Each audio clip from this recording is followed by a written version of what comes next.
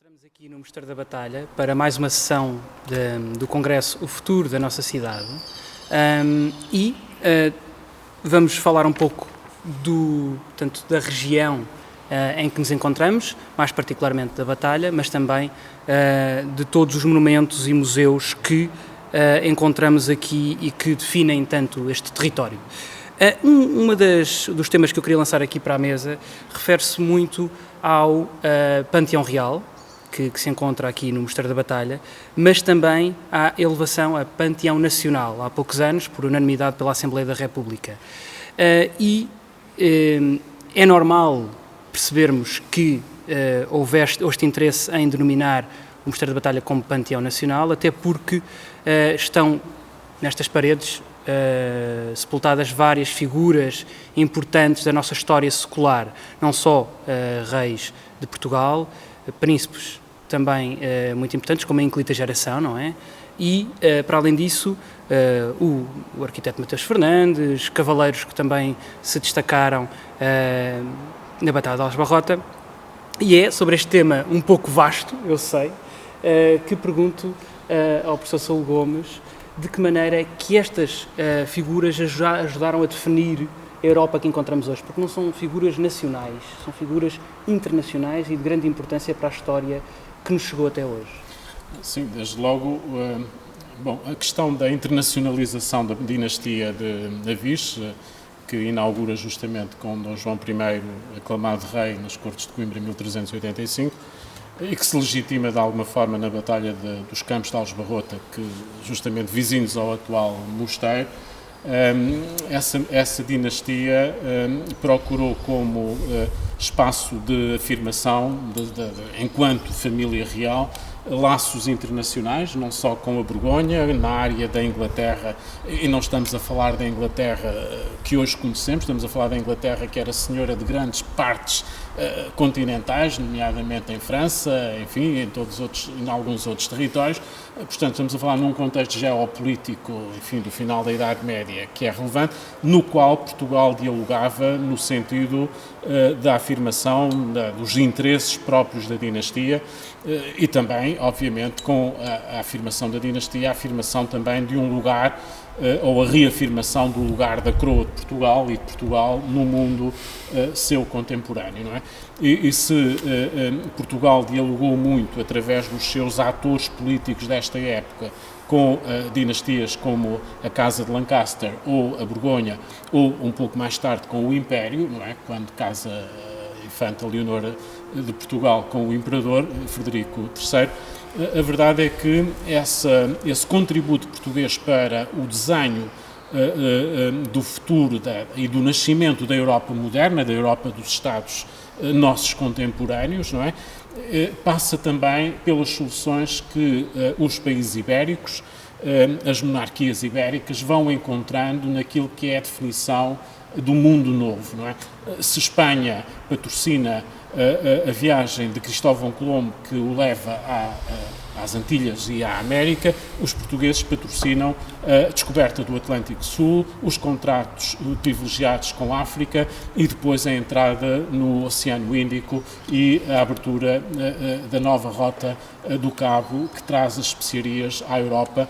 E tudo isto é, de facto, uma grande transformação, porque estamos a falar de dois países ibéricos, 1496, 1500, não é?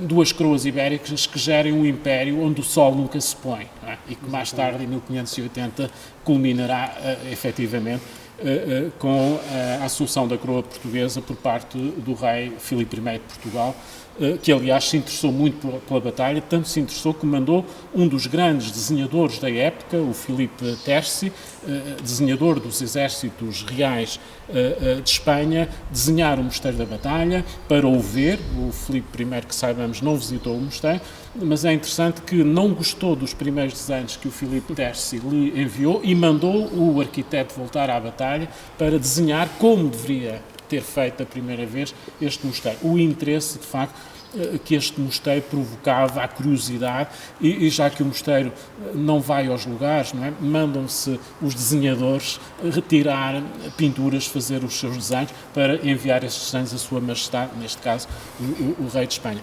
Mas efetivamente a história de Portugal é uma história neste século XV e nesta abertura do século XVI, em que encontramos aqui este espanto que é esta arte manuelina que eclode aqui nas capelas imperfeitas, no rendilhado das bandeiras do claustro em que nos encontramos e noutros contextos, nomeadamente na pintura, na arte europeia da pintura do século XVI, dos primeiros tempos do século XVI, nós efetivamente encontramos aqui aquilo que é um bocadinho a construção da Europa moderna e que passa também por este contributo português que é atlântico, que é a da descoberta da segunda Europa, o continente americano, e de facto essa saída de que há pouco falávamos, de uma Europa em crise, de uma Europa à procura de outras fronteiras para construir aquilo que é o seu tecido histórico que hoje em dia conhecemos. Esta Europa das nações que se reencontrará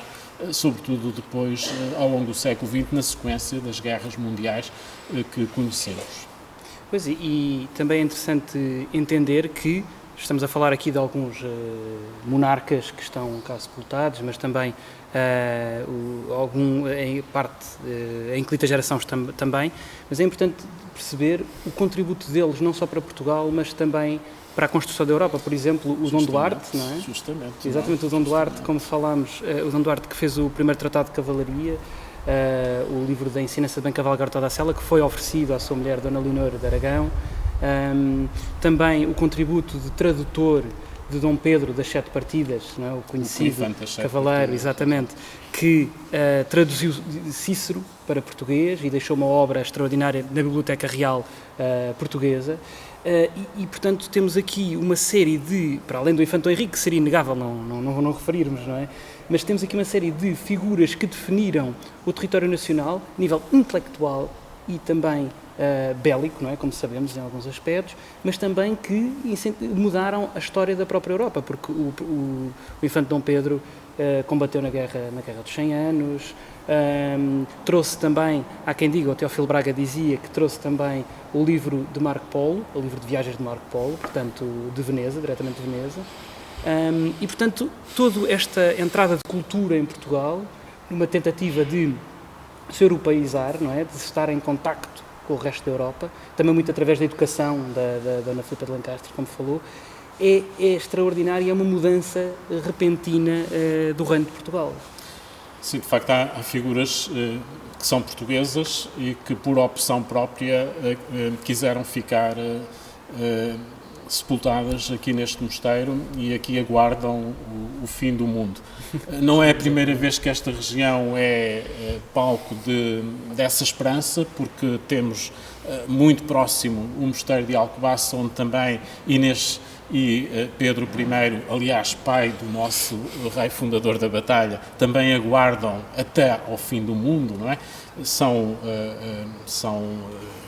símbolos, são enunciados poéticos, um pouco também milenaristas, muito próprios, aliás, dessa Idade Média e dessas noções de Idade Média. Mas, efetivamente, a batalha tem aqui o rei fundador da nova dinastia que abre Portugal para o mundo, que afirma na Europa do tempo o sentido de uma nação que é o reino de Portugal e do Algarve, não é? Que depois se vai mudando e transformando no decurso dos séculos até ao nosso tempo, não é?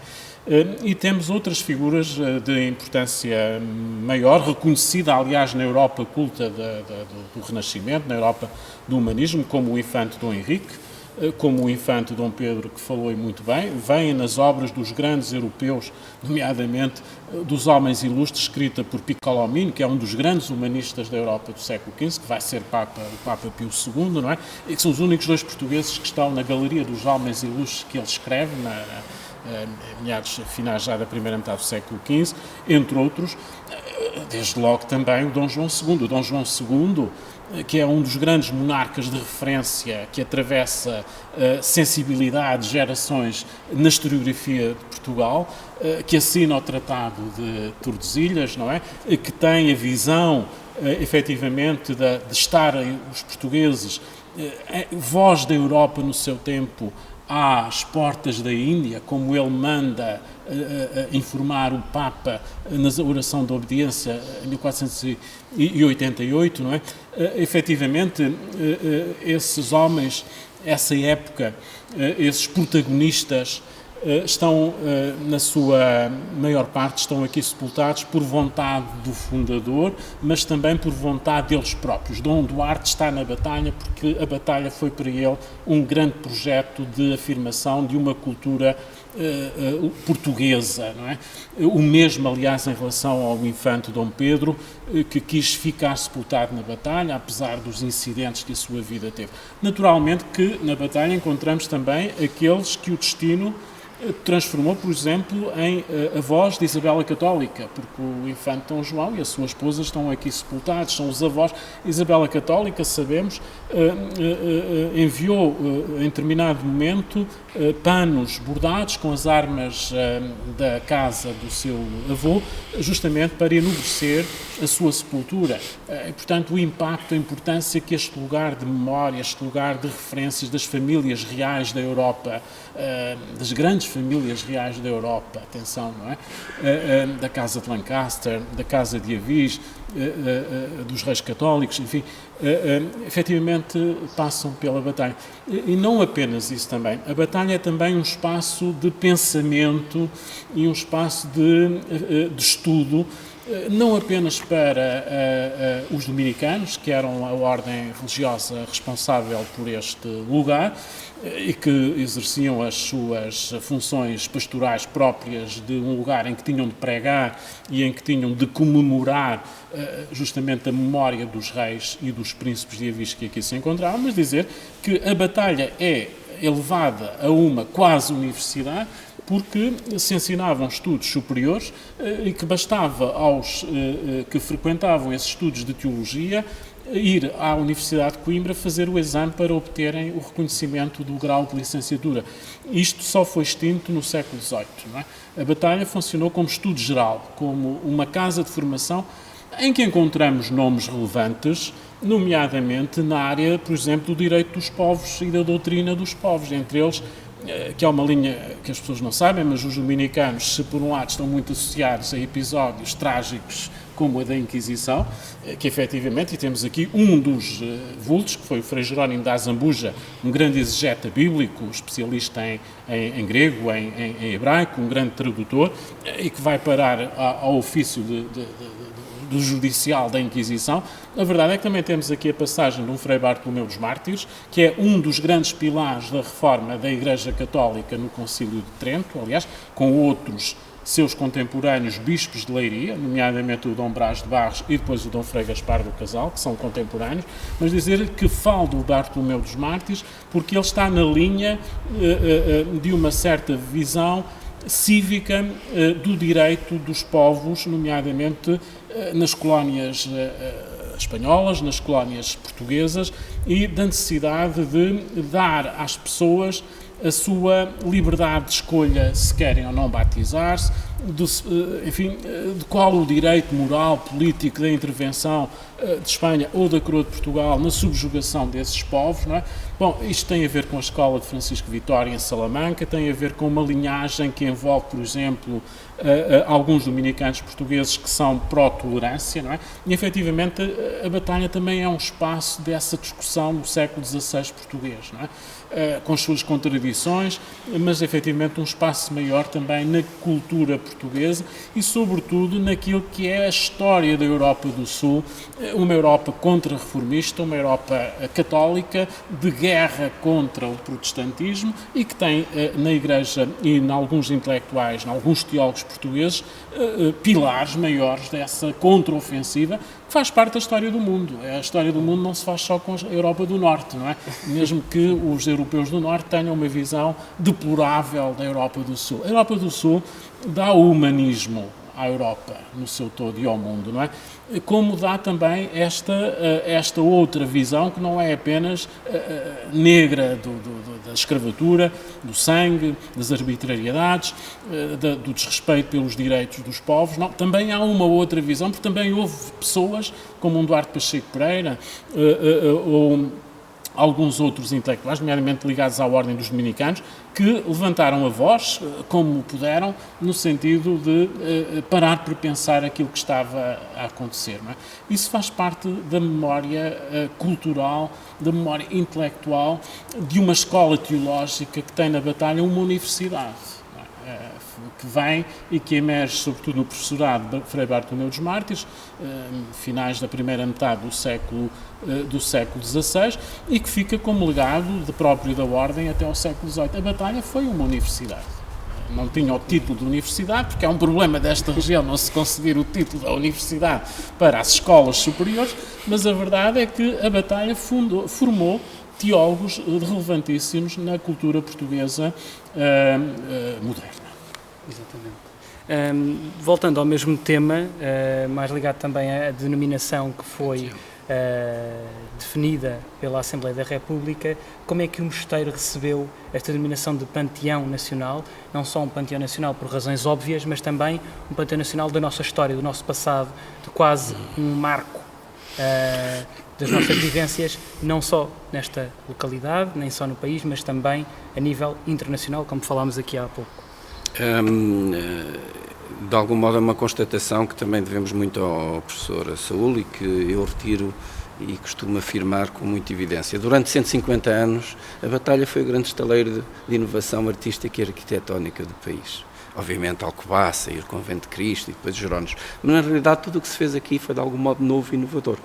E o Panteão Régio, por natureza, enfim, é o primeiro panteão, é o primeiro espaço absolutamente criado com a intenção de ali só sepultar reis, rainhas, príncipes, infantes, por iniciativa de Dom João I, mestre Huguete. Com o tempo, todo o espaço acaba por consolidar essa vocação de panteão, não apenas régio, mas eu penso que é caso único na Europa um arquiteto ser sepultado no local mais nobre da igreja à entrada. É verdade.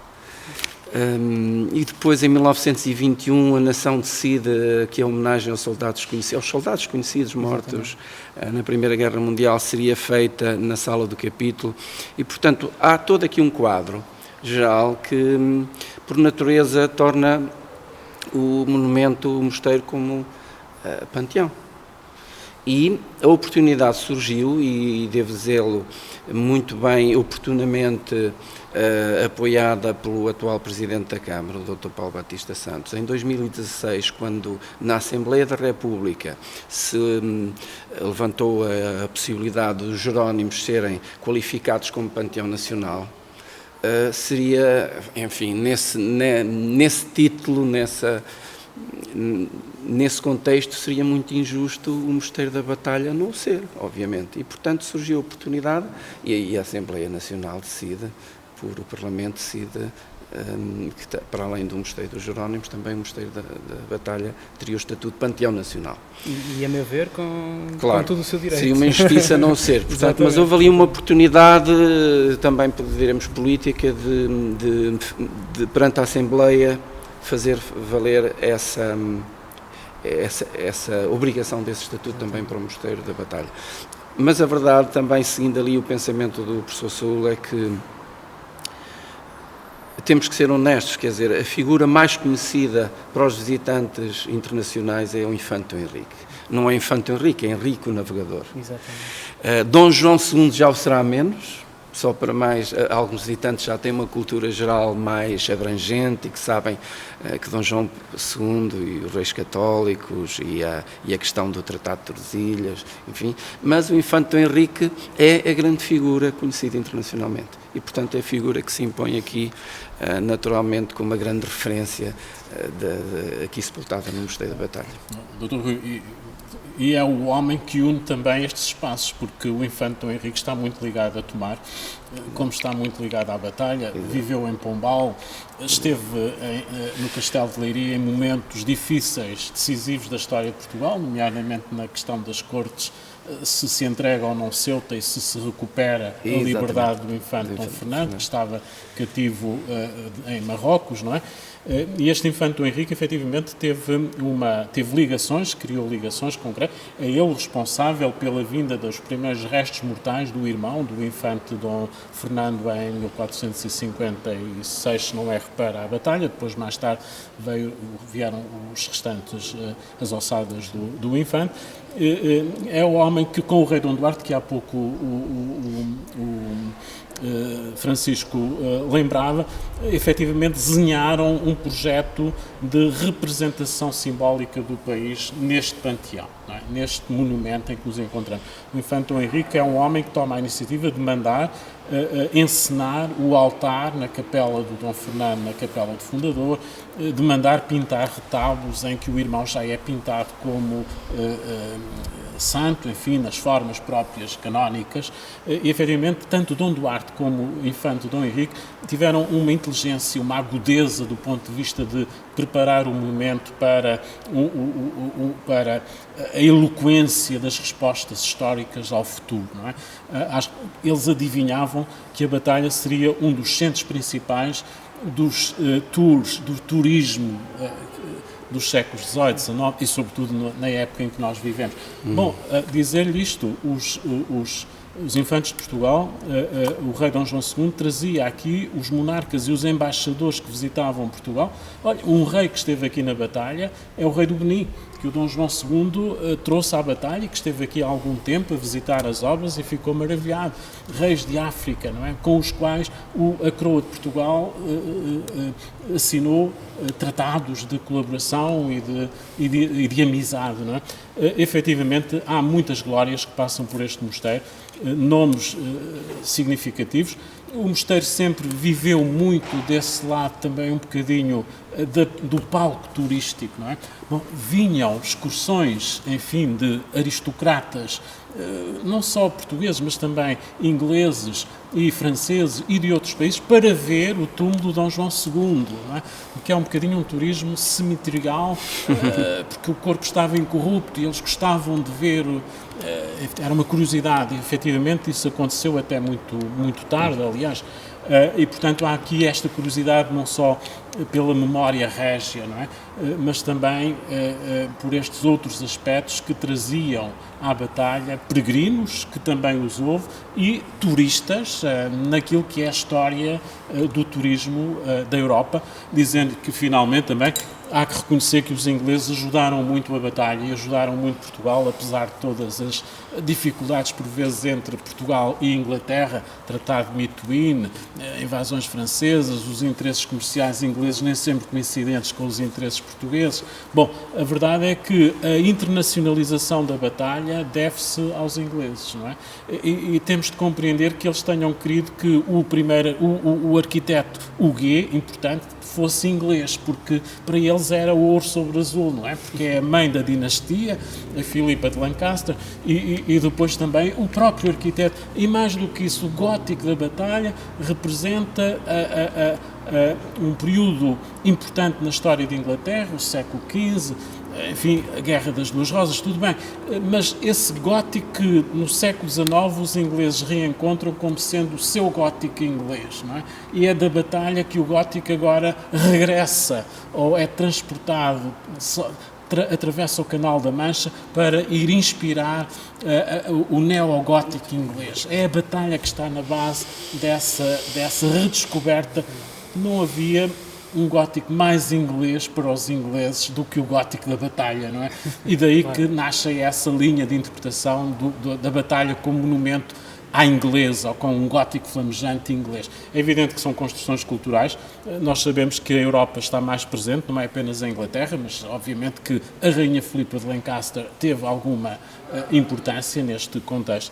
Mas para dizer que, de facto, Grandes de Portugal estão aqui sepultados e grandes homens de grandes países europeus passaram por este mosteiro, visitaram este mosteiro, depositaram as suas coroas de flores junto dos monumentos, Dom João I, o túmulo dos soldados desconhecidos. A Rainha Isabel II de Inglaterra deixou boa memória na visita real que fez a este mosteiro, que ainda hoje é muito apreciada e recordada. De facto, se Portugal não tem tido a sorte de Dom João I ter querido fazer o grande monumento do seu tempo, do seu projeto político para Portugal, hoje tudo seria diferente na história, não é? Mas felizmente que a ideia, o sonho de Dom João I de ter aqui este mosteiro se concretizou e, como eu dizia há bocadinho, deu futuro a Portugal.